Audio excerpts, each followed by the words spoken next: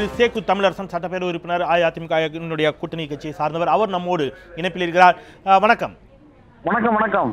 நிச்சயமாக உள்ளபடியே இப்பொழுதுதான் சரத்குமார் அவர்களிடம் பேசினோம். அவரும் கூட்டணி கட்சியை சார்ந்தவர் என்ற முறையில் இந்த தீர்ப்பை வரவேற்றார், மகிழ்ச்சியை தெரிவித்தார். நீங்களும் கூட உள்ளபடியே மகிழ்ச்சியை தான் தெரிவிப்பீர்கள். உங்களுடைய கருத்துக்கள்? இந்த வெற்றி ஒரு மக்கள் வெற்றி. இந்த வெற்றி ஒரு சாதாரண வெற்றி அல்ல, இந்திய வரலாற்றிலே எழுதப்பட வேண்டிய ஒரு மாபெரும் வெற்றி. ஏன் அப்படி நான் சொல்றேன்னா, இதுவரைக்கும் தன்னுடைய அரசியல் பகைவர்களை பல கட்டத்தில் முதலமைச்சர் புரட்சித் தலைவர் அம்மா அவர்கள் வெற்றி பெற்றிருக்கிறார். இந்த வெற்றி என்பது பலராலும்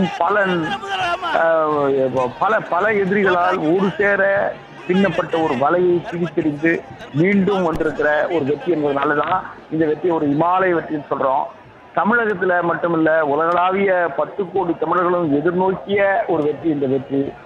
ஏழை எளிய அடித்தளத்து மக்களுக்கு இந்தியாவில் வேற எந்த மாநிலத்திலும். திரு சேகோ, இந்த இடத்தில் அவர் மீண்டும் முதலமைச்சராகக்கூடிய சூழல் நிச்சயமாக உருவாகி இருக்கிறது. வரும் 17ஆம் தேதி அவர் ஒருவேளை பதவி ஏற்கலாம் என்ற தகவல் வெளியாகின்றன. நீங்கள் சட்டப்பேரவை தொடர்பான அந்த சட்டங்களில் மிகுந்த அனுபவம் வாய்ந்தவர் அப்படிங்கிற முறையில் அவர் மீண்டும் சட்டப்பேரவை உறுப்பினராக போட்டியிட்டுத்தான் அவர் மீண்டும் முதலமைச்சராகக்கூடிய சூழல் ஏற்படுமா, அல்லது தற்போதும்? நிச்சயமா கிடையாது. இதுலயும் இதுல எந்த விதமான சட்ட சிக்கலும் இல்லை. இதுல அப்படியெல்லாம் ஒரு இதுவே இல்லை. போற்றுக்குரிய புரட்சித் தலைவி அம்மா அவர்கள் தேர்ந்தெடுக்கப்பட்ட சட்டப்பேரவை உறுப்பினர்களுடைய மிக பெரும்பான்மையை, அறுதி பெரும்பான்மையை அவர்கள் பெற்றிருக்கிறார்கள்.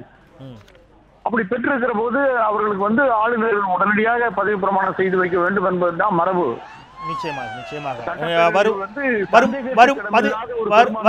வரும் 17ஆம் தேதி அவர் ஏகமனதாக அஇஅதிமுக சட்டப்பேரவை உறுப்பினர்களால் தேர்ந்தெடுக்கப்பட்டு முதலமைச்சராக தேர்ந்தெடுக்கப்படலாம் என்ற ஒரு தகவல் வெளியாகி உள்ளன. அது உண்மையா? அது குறித்த தகவல்கள் எதுவும் உங்களுக்கு தெரியுமா?